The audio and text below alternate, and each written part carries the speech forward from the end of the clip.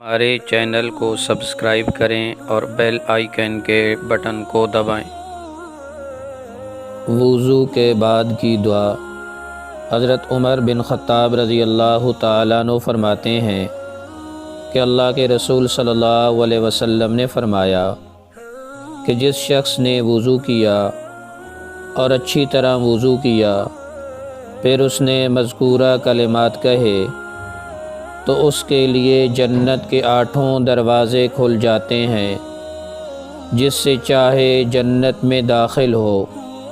وہ کلمات یہ ہیں: اشہد ان لا الہ الا اللہ وحدہ لا شریک لہ واشہد ان محمدا عبدہ ورسولہ اللہم اجعلنی من التوابین واجعلنی من المتطہرین۔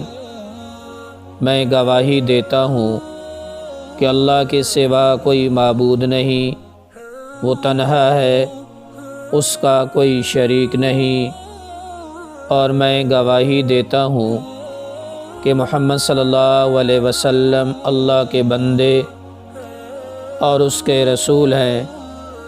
اے اللہ، مجھے بہت توبہ کرنے والوں میں اور خوب پاک رہنے والوں میں شامل کر دے۔